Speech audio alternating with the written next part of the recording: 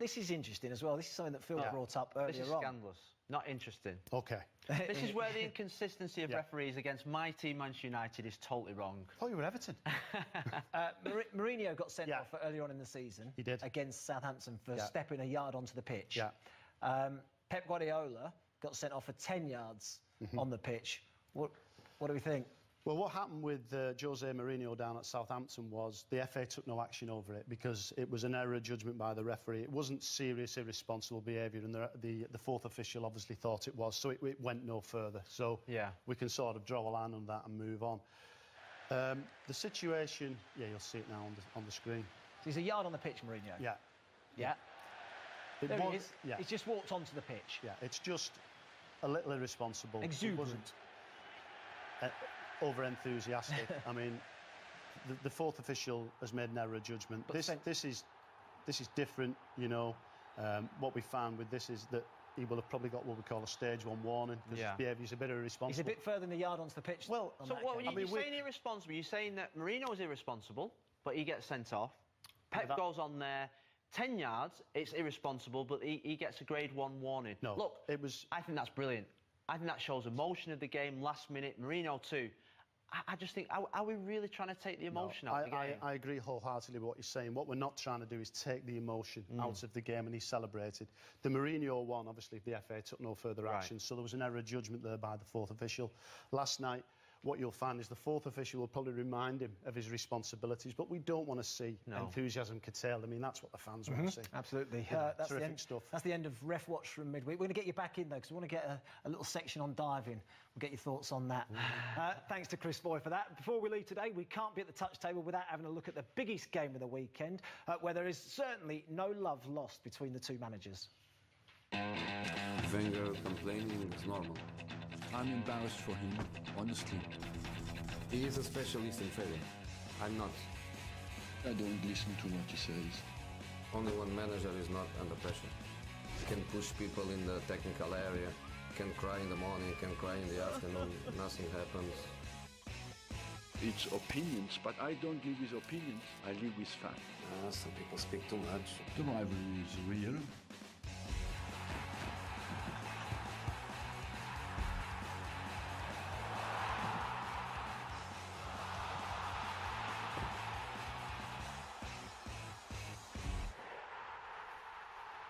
Wenger Mourinho, does that rivalry still exist? Yes, I think it does. I don't think they like each other. I don't think they speak to each other. There is obviously a lot of hatred between them because of the comments that particularly Jose's made. You know, it's something I think he's been a little bit naughty in press conferences towards Arsene Wenger, a little bit disrespectful. There was the pushing incident between Chelsea and Arsenal on the touchline at Stamford Bridge.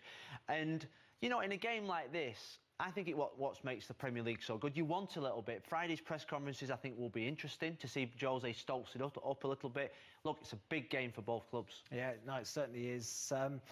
In terms of the teams and how they line up, how do you expect Mourinho to go about it? I mean, we've seen him go away from home. He's been defensive. He's been negative at times. Is it going to be the same at Arsenal, or are they going to be a little bit more adventurous at last? They went to Watford the other night and played 3 at the back, which meant they had 2 up front. I mean, at home they've been playing with 3 up front. Will they play Rashford, Lukaku and Martial up front away from home? At home, yes. I think the answer is probably no. No, the answer is no. So I think, I know there is a doubt. There is a doubt about Matic, but I think he'll go back to something like that and 2 up front. I think he likes the 3 at the back now because I think it suits Victor Lindelof and I think it suits Rojo, who's come back in and played really well. The wing-backs obviously like getting forward, which means he gets 2 centre-forwards. You've just taken Rashford off the pitch there. Yeah. Is he leaving Rashford out and keeping Martial in the team? It's a toss-up. I actually think at the moment that Martial is playing better. He's scoring. More of a goal He looks threat. fresher. He's more of a goal threat. And Rashford, who's been involved in every single Manchester United game, I think he's been just taken out for a reason. Maybe saving him for a Manchester derby. Got a couple of weeks rest where he's not started, and he comes back a little bit fresher. What about this man, Romelu Lukaku? Not in the best of form. Low confidence. 1 goal in what, 11? Yeah, not in the best of form in terms of goal scoring. But you know what? I think I see an improvement in him. I think he's trying too hard. I see him at the moment. He's playing on the right. He's chasing back there. He's dropping back into midfield. He's on the left-hand side. I think the Romelu Lukaku that we knew at Not Everton... in the box often enough. Not in the box when it matters. He used to just stay in between the width of the 18-yard box there. And now I think, because he's not playing well and people are saying he doesn't work hard enough, I think he's trying too hard. And with the introduction of Zlatan back as well, I just wonder whether that's giving him a little bit more pressure and he's trying too hard to impress. I mean, there's another one. I mean, you've talked about Rashford or Martial. Would he potentially go Zlatan up there alongside Lukaku, maybe, and say, do you know what, just drop him off a little bit into that sort of position? It is an option. I don't think he's ready to play. No. Myself. Let's put Martial back in. Ibrahimovic. I think he's still only a 20 minutes per. I think the knee is obviously still recovering. He's getting his sharpness back. And if you take Martial or Rashford out, you lose a lot of speed. And when this man gets the ball, the first thing he looks for is the runs in behind from Martial or Rashford or Lukaku. So I think that's the team that they'll go with. If he's not playing, and when he came off against Watford the other night when United were in total control and Herrera came on, United nearly went to pieces. So that is a big loss if he doesn't play. Bailly and Jones, both have been injured. Can you see either of those being fit and back in the team? Or what about this guy, Lindelof? I mean, the last couple of games, he's been in the team. Yeah. He's been bullied a little bit in games. I saw him against Brighton. I thought Glenn Murray bullied him at times. Yeah. He was poor against Huddersfield, wasn't he, going back? But, but actually, he seems pretty composed on the ball.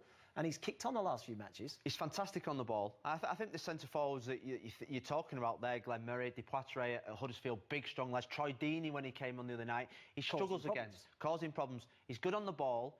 He was up against Richarlison the other night. Richarlison is someone that's quick, elusive, goes out to wide areas. He was absolutely fantastic, Victor Lindelof. So in some ways, actually, with Lacazette being injured for Arsenal, that might suit Arsenal, really, with Giroud up against him rather than Lacazette. Yeah, in terms of physicality, I think Victor Lindelof would prefer to play against Lacazette than Olivier Giroud. But Sanchez plays in this left-hand side, and I think Jose will say to Victor Lindelof, who's quick, look, he's perfect for you. He's got the mobility, the speed, and you can match that. And I just think the back three, they look a little bit more solid, and it allows them to be, Martial to be a little bit more central. And you've got to look at maybe Jesse Lingard as well, because he played well the other night. So it's a game where I don't think they're allowed to defend. I think they've got to go and attack. Well, let's have a look at some of the goals that United scored against Watford. You mentioned Jesse Lingard. He scored a cracking goal. We saw some really good goals, though, didn't we, from them? We did, and it was United attacking. I mean, Lingard, will he be in the team? He could be if Matic is not fit. He played really well. I mean, there's nobody playing better than Ashley Young at this moment in time. This was... Look, we can talk all day about this goal, whether it's the goalkeeper's fault. We've got to praise the strike from Ashley Young. And this is why I think Martial will play. Because I think he's a better finisher than Rashford at this moment in time, and he's got that composure.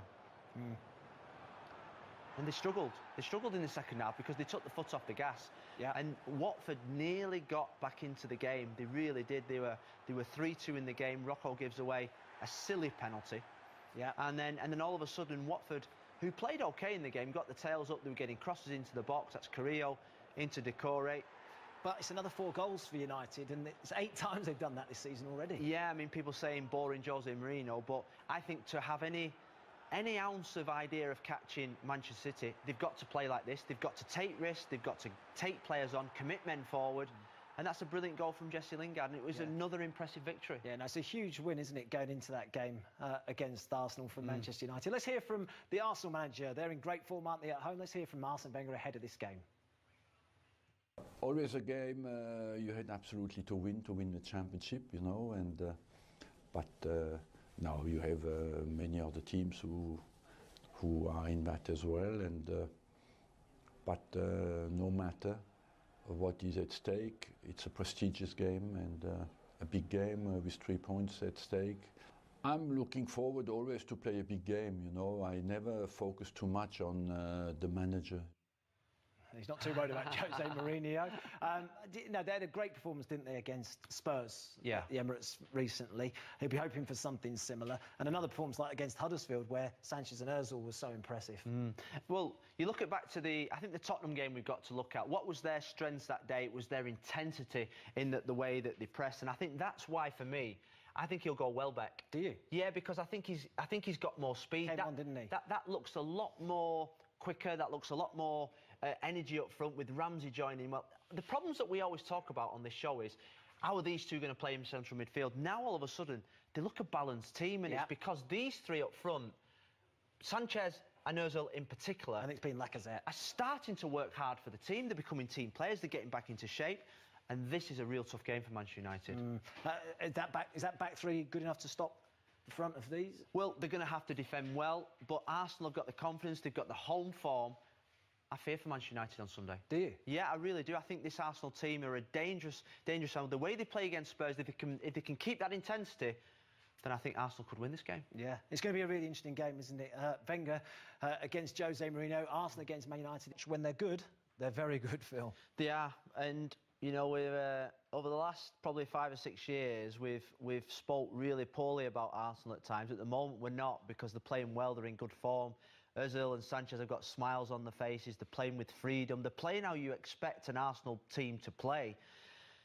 I think Huddersfield last night was still, after the energy that they put into the game on Sunday against City, I think they went there last night and the pitch was too big for them. Arsenal was absolutely sensational. And it allowed Arsene Wenger to rotate his team a little bit. Two of the contract rebels as well, Ozil and Sanchez, in great form and were again last night, combining brilliantly at times. They were. I mean, they started off really well. Lacazette got them off. But it's all about Ozil for me at the moment. Sanchez sticking it in, but it was Ozil that went down the right-hand side and put it in.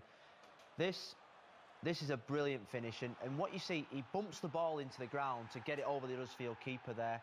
It's fantastic. And you see about these two players and how happy they are at the moment and how well they're playing.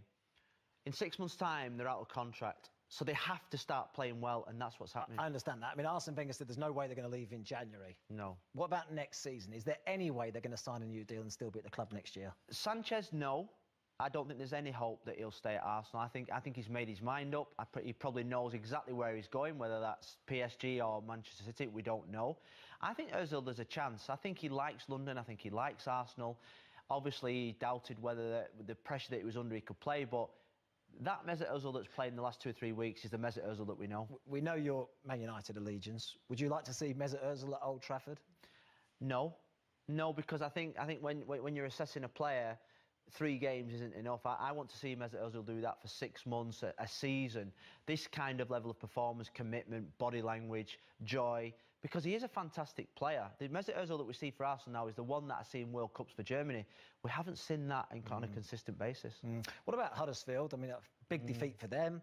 A defeat late against Man City at the weekend. All of a sudden, that early season optimism starting to fade. Only scored 9 goals as well. Yeah, I'm a little bit worried about Huddersfield, and they were brilliant on Sunday against Man City, but I'm worried because I'm not so sure they've got the quality, particularly in the final third. I think there's a lot of energy in the team, there's a lot of legs, but have they got the real quality to stay in the Premier League? I think it's going to be a massive December for them. They've got to pick up some points. And their home form is crucial, isn't it? Because away from home, they look beatable, don't they? Yeah, but even at home, they have to. If you're that bad away from home, you've got to get 3 points at home. Draws aren't good enough, and I just worry, you know, for Newcastle, for Huddersfield. I think Brighton are okay. I think Newcastle and Huddersfield are the 2 promoted teams that I worry about the most. Everton away next for them as well, so tough game, new Sam manager. Allardyce. Yeah, and Everton now look like they've got a little bit of confidence back, so it's another tough game for them. The 84th minute against Huddersfield, the 96th minute against Southampton. Man City finding a way.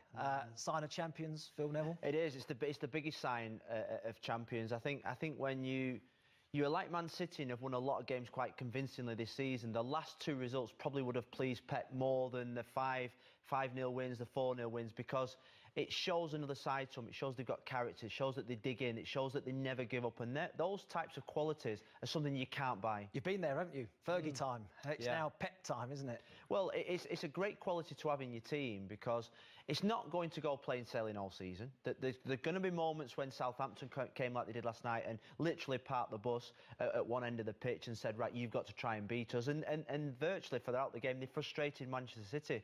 But then that one moment of brilliance when you keep persevering, you keep trying to get down the door, and you have a moment of brilliance from Sterling.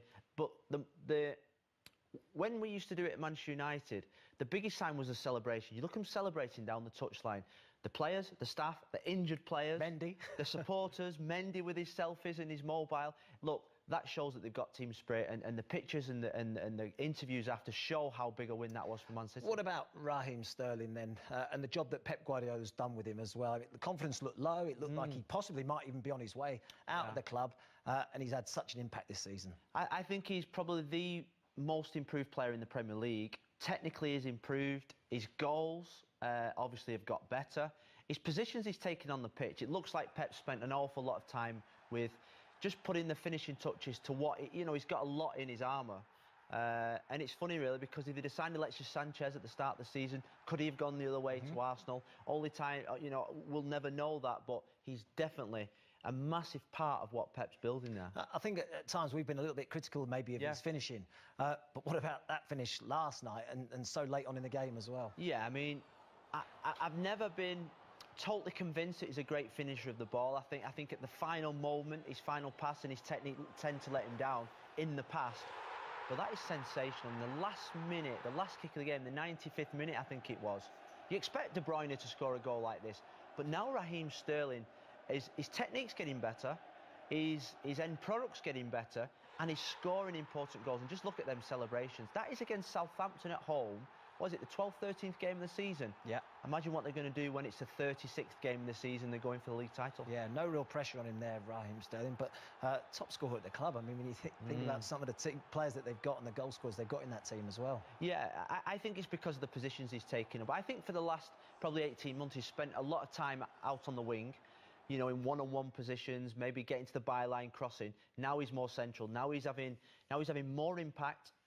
If you're an opposition manager, you're looking at Raheem Sterling and said, we've got to stop this guy. Even probably equally as Jesus and Aguero, you have them as well. So he's really important. How many points has he won at Man City this season with his late goals, Raheem Sterling? I mean, he did it at the weekend against Huddersfield. Yeah. He's done it earlier in the season, didn't he, against Bournemouth as well? He's done it on numerous occasions now. Oh, the first home game of the season against Man City. I mean, Everton played so well in this game, and then he comes up with the equaliser at Huddersfield at the weekend when Huddersfield played so well. Slightly fortunate, but you've got to be in the right place at the right time to score these winners. And this, for me, is his best goal of the season so far, because they don't get close to him, do they? No, they don't get close to him, but that technique, it's not as if he's absolutely rifled it. He's just used a good technique. He's bent it past Fraser Forster, who's a big size. Give him no chance. And last night, of course, no Sané, David Silva on the bench. The squad is pretty impressive at the moment. It's going to be tested as well over the course of the next 6 games. Some big matches coming up, aren't there? Yeah, there's some big matches coming up. I think they've got 11 games from now to the end of January, so that's a lot of fixtures. It's why that they're rotating. They've got West Ham at home at the weekend, which you think could be a home banker. Then it's the big one. When they go to Old Trafford, I think it's the one that everybody's waiting for. Who can stop this Manchester City team? I think teams have tried to defend, like Southampton, they get beat. Teams have gone toe-to-toe and got beat. What will Jose Mourinho do? Premier League needs it, don't they? They need a Man United and a Tottenham maybe to get a result against them. Huddersfield and Southampton have come close, but there's still that 8-point gap now. No, but I think what the last two games have done with Huddersfield, Southampton, they've shown that actually, they've probably shown a blueprint of how to play against Manchester City in terms of playing a little bit deeper, playing almost parking the bus and looking to counter-attack and set pieces as well. So I just wonder whether Jose's thinking, that is the way we've got to go. And do you think that's what he'll do? I mean, can anybody stop this Man City team, do you think? Look, I was asked last week, do you think they can go the whole season undefeated?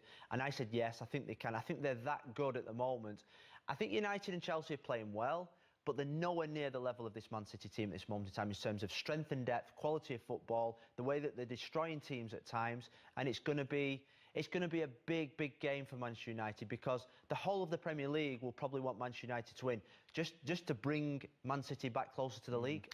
We talked about the celebrations post-match. What about Pep Guardiola's actions with Nathan Redmond after the game? What do we make of that? Well, I've seen him do this before in Germany, but that is an opposing player. And I think what he's saying to Nathan Redmond is, you're a good player, we need to see more than that. I think Nathan Redmond covers his mouth saying, will you come and buy me in January, maybe? But you know what? If I was the Southampton manager, I would be probably a little bit angry, saying, well, he's not your player, Pep. Stay away from my business. I don't interfere with yours.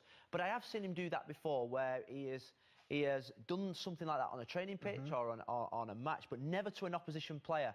Probably a compliment to Nathan Redmond that he rates him so highly. And I think what he was saying was, you spent too much time defending, you've got so much quality going forward, make sure you don't do that again. I'm afraid that's nothing to do with Pep.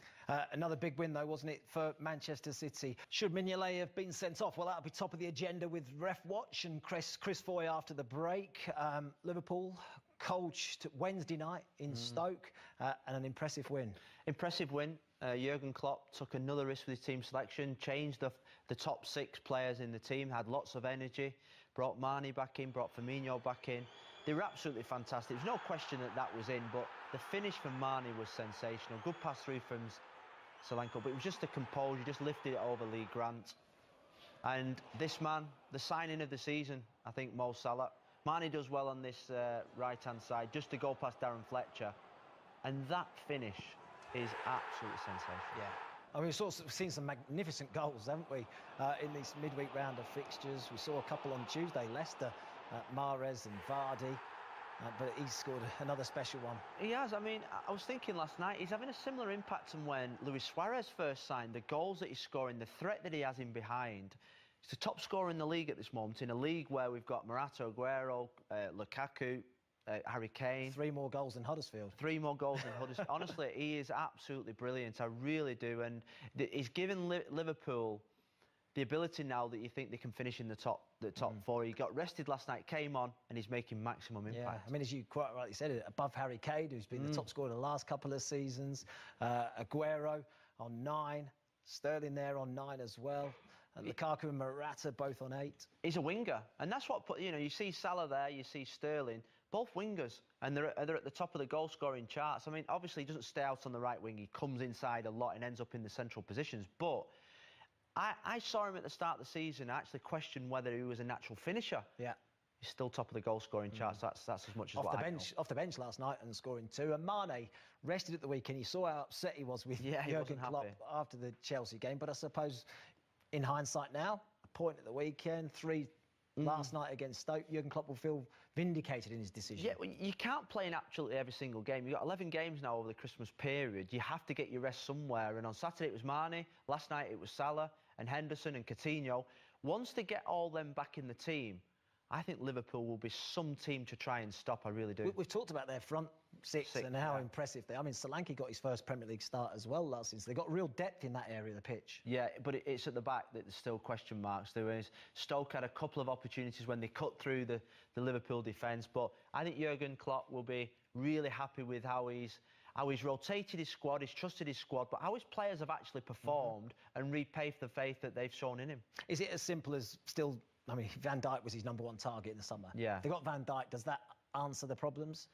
It helps the problem. I'm not so sure it fixes all the problems, but what I would say about Liverpool at this moment in time, they just look like they're playing with a lot more consistency, belief. They've got all the players fit, and they've got a good fixture list now in December. So if they keep everybody fit, and particularly Salah scoring and Mane, I think they'll be a real force. Yeah, and lost only 1 of the last 10 in the Premier League now as well. Yeah, that's the consistency that we're talking about. And we criticise the goalkeeper and the defence at times, but they're playing consistent, they're playing together as a team, and they've got goal scorers and match winners on the pitch. If you have them, you've always got a chance. Absolutely.